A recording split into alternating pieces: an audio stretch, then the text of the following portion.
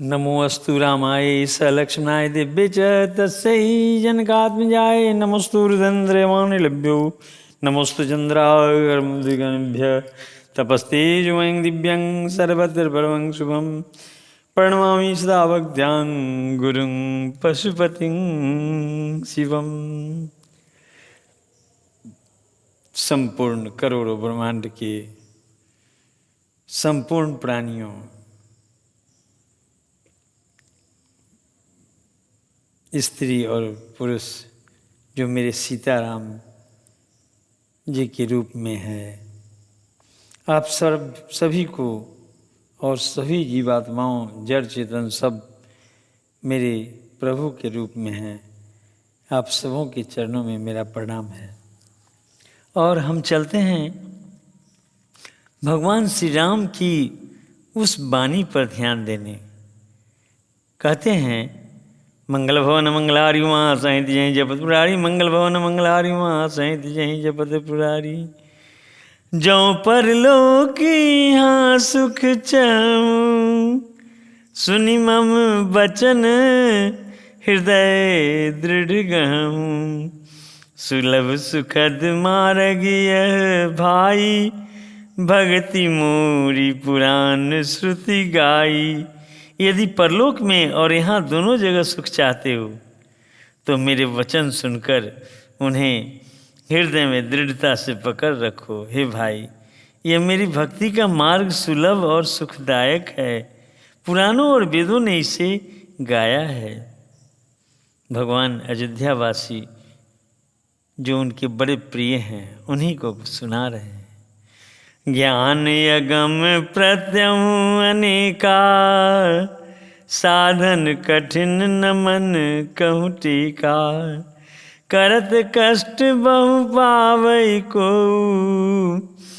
भक्तिहीन मोहि प्रिय नहीं सो। कहते हैं कि मैं तो जगत के किसी प्राणी को देखता भी नहीं हूँ जो मेरी भक्त नहीं है, जो मेरी भक्ति नहीं करता। ज्ञान बड़ा ही कठिन है, दुर्गम है, और उसके साधन में भी बड़े अनेकों विघ्न हैं। उसका साधन कठिन तो है ही, उसमें मन के लिए कोई आधार नहीं है। ज्ञान मन के लिए आधार रहित है। मन ज्ञान को भी बाहर निकाल लेता है, ज्ञान का भी उल्लंघन कर जाता है। बहुत कष्ट करने पर अगर कोई उसे पा भी लेता है तो भी वह भक्ति रहित होने से मुझको प्रिय नहीं होता। सीधी बात भगवान ने अयोध्या वासियों को कहा है। ज्ञानी भगवान को प्रिय है। प्रिय श्रोताओं, लेकिन वह ज्ञानी भक्त होना चाहिए। केवल ज्ञान युक्त जिसने भगवान को प्राप्त कर लिया है वो भगवान को प्रिय नहीं है। फिर कहते हैं सो परत्र दुख पावई, सिर धूनि धूनि पछताई। कालहि कर्महि ईश्वर ही, मिथ्या दोष लगाई। वह परलोक में दुख पाता है, सिर पीट पीट कर पछताता है, लेकिन तब तक तो उसका मनुष्य जन्म छूट जाता है। और अपना दोष न समझकर काल पर, समय पर, कर्म पर, अपने पूर्वाध कर्म पर और ईश्वर पर मिथ्या दोष, झूठा दोष आरोपित करता है। इसीलिए गोस्वामी जी ने कहा है, मंत्र महामणि विषय व्याल के, मेटत कठिन कुअंक भाल के। और किसी ग्रंथ में नहीं लिखा गया, श्री रामचरितमानस में लिखा गया कि भगवान का जो नाम मंत्र है, जो नाम है, कोई नाम, 1000 नाम में से कोई नाम, सब अपने आप में अनोखे हैं। अगर ले बार बार एक ही नाम का जाप करे तो फिर पूर्वाध कर्म समाप्त हो जाता है। कोई उसके पास पूर्वाध कर्म नहीं रहता और वह पर ब्रह्म को प्राप्त कर जाता है। जैसे करुणाकर बोधिसत्वम, महर्षि वाल्मीकि बन गए। पाप इतना था कि मुंह से राम नाम नहीं निकल पाया, लेकिन उद्देश्य राम नाम का था, इसलिए मरा मरा कहकर वे महर्षि वाल्मीकि बन गए। श्री रामचरितमानस की रचना की। महर्षि वाल्मीकि के आश्रम में, कुटिया में भगवान पधार गए। सोचिए, क्या पूर्वाध कर्म उन्हें विघ्न डाला? नहीं। तो प्रिय श्रोताओं, हमें क्या करना चाहिए और क्या नहीं करना चाहिए, यह आपको सोचना है। मैं तो प्रभु की वाणी बता रहा था। बड़े भाग मानुष तनु पावा, सुर दुर्लभ सब ग्रंथनि गावा। साधन धाम मोक्ष कर द्वारा, पाई न जहीं परलोक संवारा। बड़े भाग से यह मनुष्य का शरीर मिला है। सब ग्रंथों ने ही कहा है कि यह शरीर देवताओं को भी दुर्लभ है, बड़े कठिनता से मिलता है। देवता भी इस मनुष्य शरीर को पाने के लिए भगवान के पास लालायित रहते हैं और कहते हैं कि प्रभु एक बार मनुष्य शरीर दे दीजिए। हमें मिला है तो हम फेंकने जा रहे हैं। यह साधन का धाम है और मोक्ष का दरवाज़ा है। इसे पाकर भी जिसने परलोक न बना लिया, वह समझ लीजिए कि क्या है। उसके पास सारे साधन उपलब्ध, फिर भी परलोक गया। अब हम चलते हैं राम राज्य की ओर, जहाँ कल मैंने आपसे विदा ली थी। दंड मंगल भवन मंगलहारी उमा सहित जय जय पुत्रपुरारी, मंगल भवन मंगलहारी उमा सहित जय जय पुत्रपुरारी। दंड जतिन कर भेद जहाँ, नर्तक नृत्य समाज। जीतहूँ मनहि सुनिय अस, रामचंद्र के राज। श्री रामचंद्र जी के राज्य में दंड केवल सन्यासियों के हाथों में है और भेद नचाने वालों के नृत्य समाज में है, और जीतो शब्द केवल मन के जीतने के लिए ही सुनाई पड़ती है। अर्थात जीत का मतलब मन को जीत लेना। वाह, ऐसा है राम राज्य। दंड सन्यासियों के हाथ में है, सन्यासी ही दंड दे सकते हैं। मैंने एक बार गुरुदेव के दरबार में जाने पर देखा कि गुरु महाराज के पास दंड था। मैंने सोचा कि प्रभु अगर दंड रहेगा तो कहीं ना कहीं चलेगा। मेरे गुरुदेव ने कभी नहीं चलाया। ये तो उनकी महानता है, साक्षात शंकर।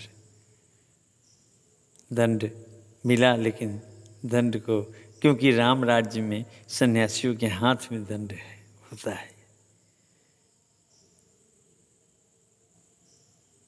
गुरुदेव से एक बार प्रश्न किया कि क्या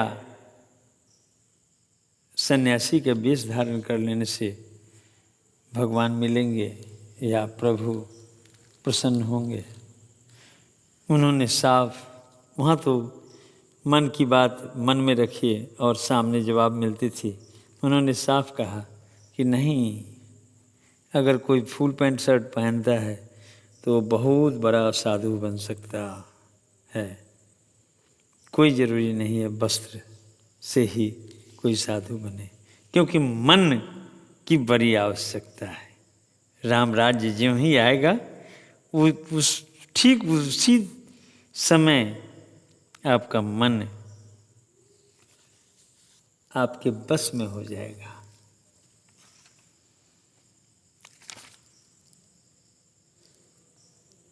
राजनीतिक में शत्रुओं को जीतने तथा चोर डाकुओं आदि को दमन करने के लिए साम, दान, दंड और भेद, ये 4 उपाय किए गए हैं। प्रिय श्रोताओ, ये है राजनीति, जिसमें 4 प्रकार के दंड निर्धारित किए गए हैं। जिन दंडों के बारे में आपने सुना।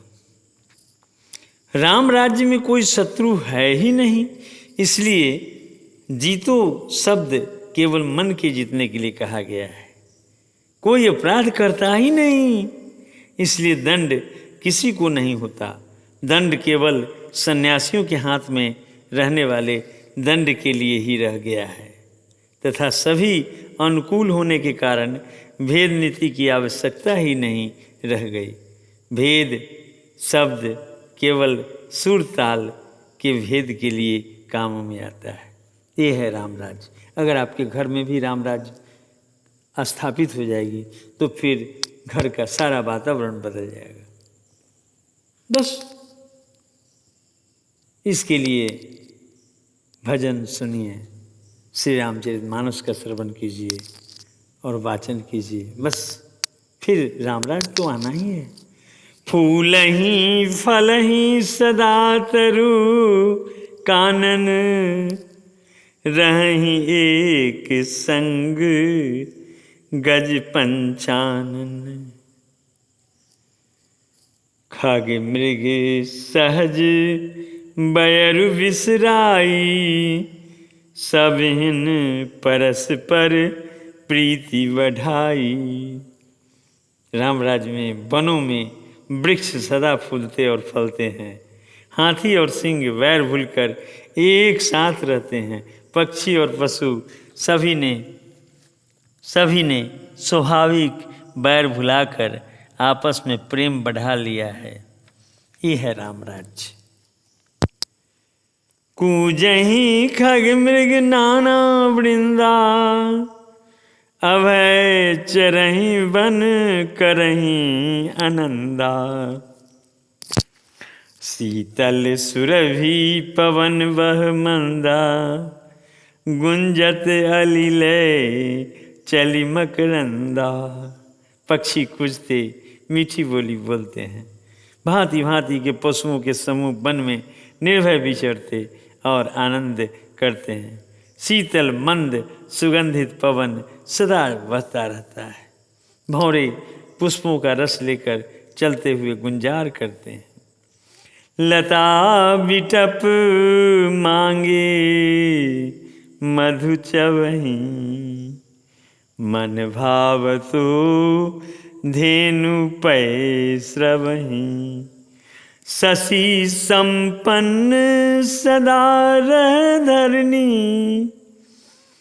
त्रेता भई कृत युग के करनी। बेलें और वृक्ष मांगने से ही मधु टपका देते हैं। गौएं मनचाहा दूध देती है। धरती सदा खेती से भरी रहती है। त्रेता में सतयुग की करनी हो गई। ये है सत्य युग,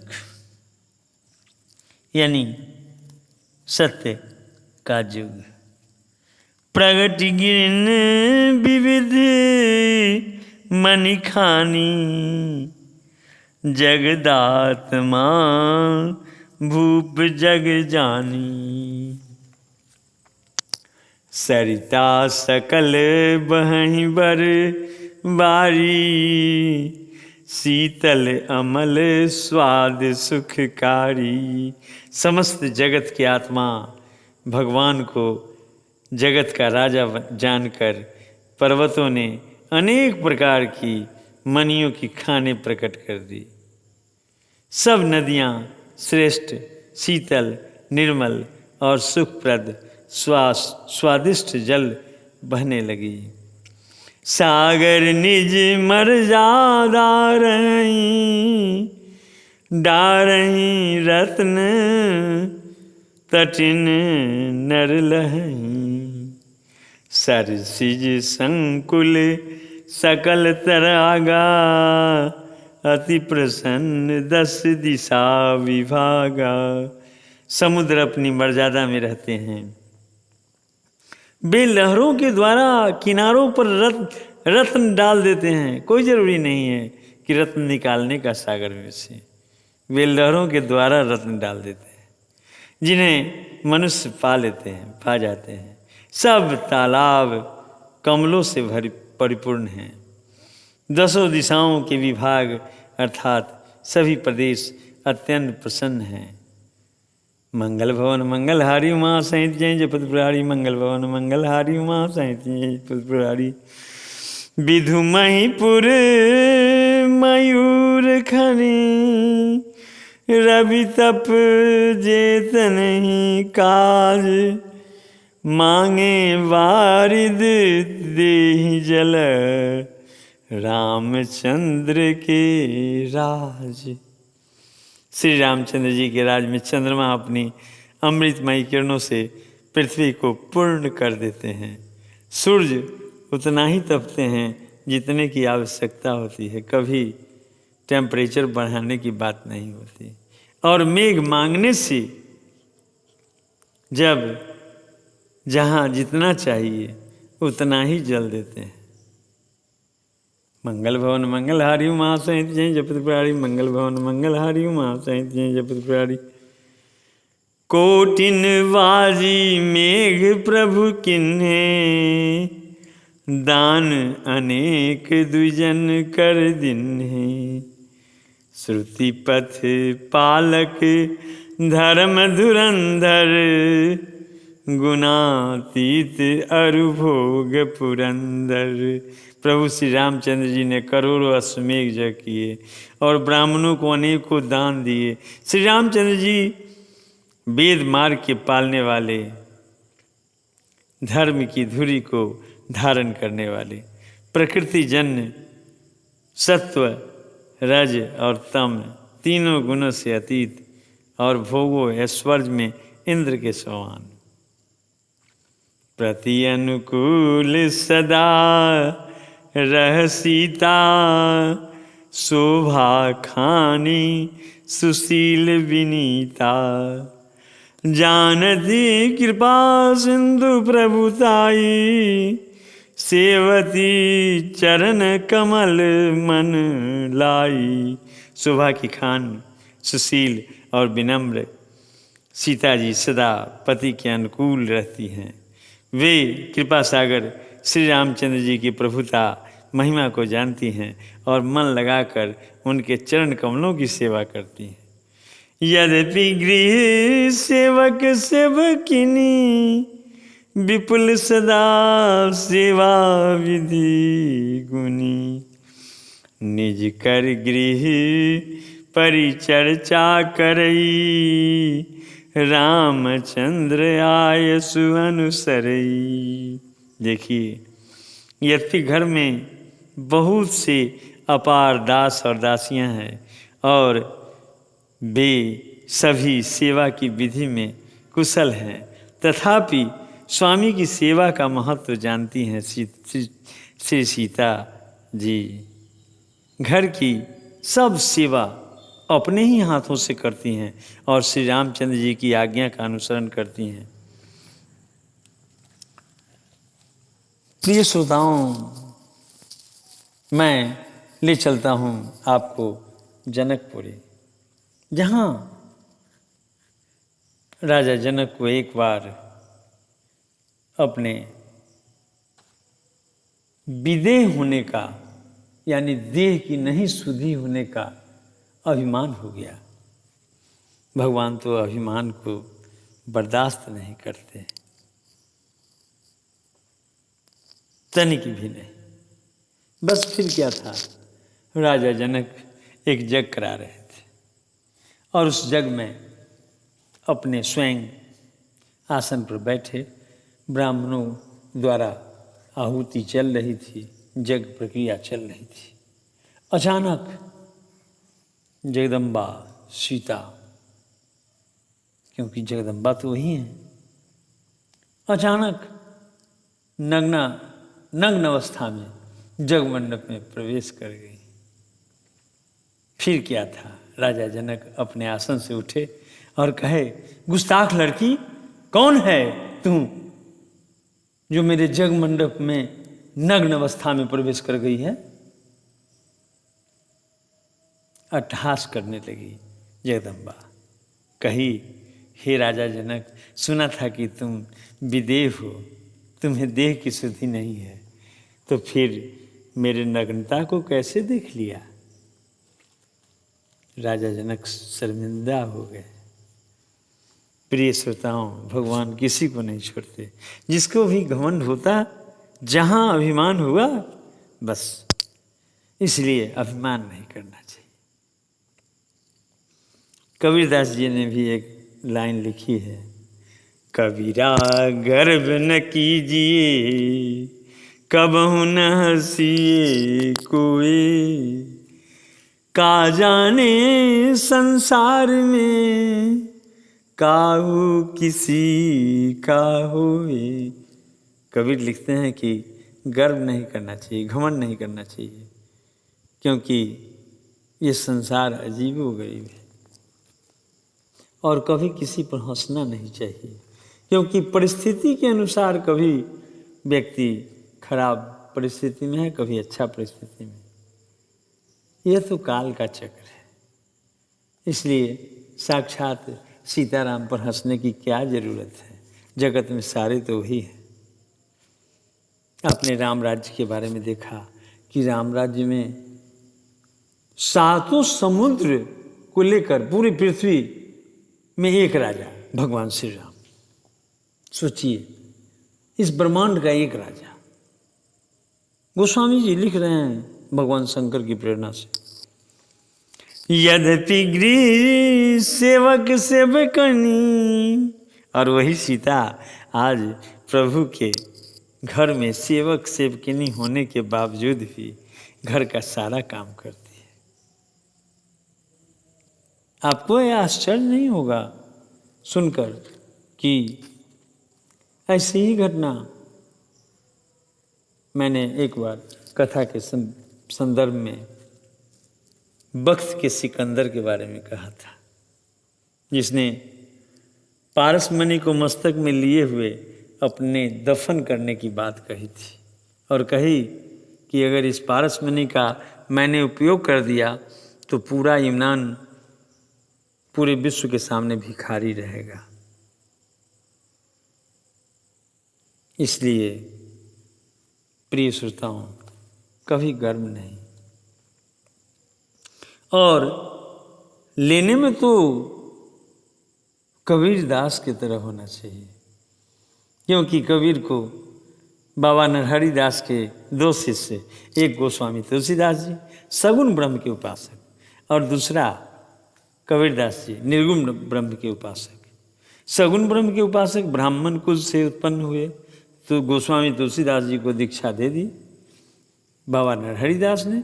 लेकिन कबीरदास जी को कहा कि तुम निम्न वर्ग से आते हो, इसलिए तुमको दीक्षा नहीं देंगे। फिर क्या था, अगर शिष्य चाहने वाला हो तो दीक्षा ले लिया।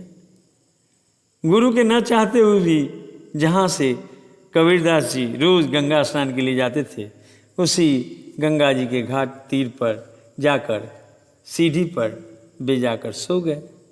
कबीरदास जी सवेरे ब्रह्म मुहूर्त में 4 बजे भोर में गंगा स्नान के लिए पहुँचे, और ज्यों ही पैर नीचे रखा तो उन्हें लगा कि कोई डेड बॉडी है, कोई लाश पड़ी है। पैर रखते ही उन्होंने राम राम कहा। बस फिर क्या था, कबीर उठ पड़े और कहे कि गुरुदेव, मैंने आपसे दीक्षा ले ली, यही राम को मैं लेकर भजूंगा। और कबीर निर्गुण ब्रह्म के बहुत बड़े संत हुए। इसलिए लेने में कैसे ले लेते हैं, बुद्धि अपनाइए।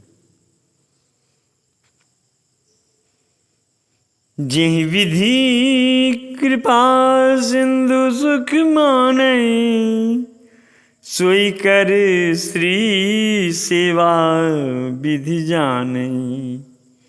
कौशल्यादि सासु गृह माही, सेवई सबिन मान मद नाही। कृपा सागर श्री रामचंद्र जी जिस प्रकार से सुख मानते हैं, श्री जी यानी सीता जी वही करती हैं, क्योंकि वे सेवा की विधि को जानती हैं। घर में कौशल्या आदि सभी सासुओं की सीता जी सेवा करती हैं। उन्हें किसी बात का अभिमान और मद नहीं है। उमा रमा ब्रह्मांडी वनिता,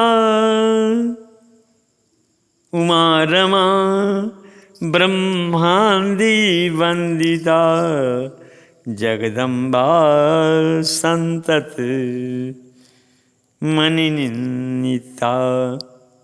शिव जी कहते हैं कि हे उमा, जगत जननी रमा सीता जी ब्रह्मा आदि देवताओं से वंदित और सदा आनंदित सर्वगुण संपन्न हैं।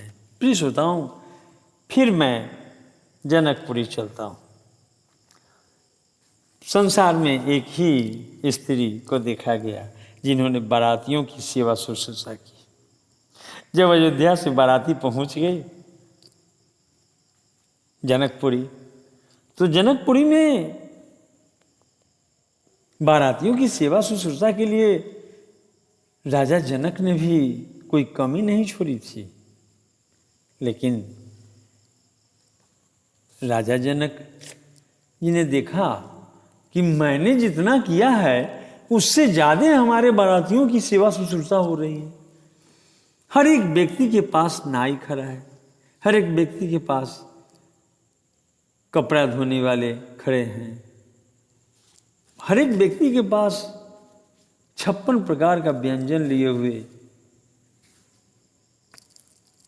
रसोइया खड़े हैं। तब तो राजा जनक बड़े ही अचंभित हो गए।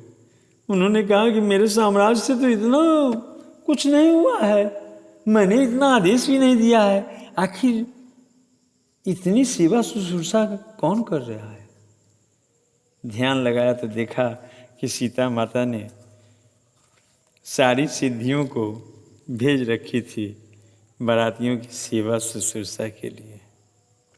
सोचिए कि जिस लड़की ने जब शादी भी नहीं हुई थी पति को अपने मन से वर्ण कर लिया, तो उस पति के साथियों के लिए, उसके नगर से आए हुए बारातियों के लिए जब सेवा शुश्रूषा कर दी, तो फिर अयोध्या में आने के बाद क्या होगी, इसका वर्णन तो गोस्वामी जी भगवान शंकर की कृपा से कर रहे हैं।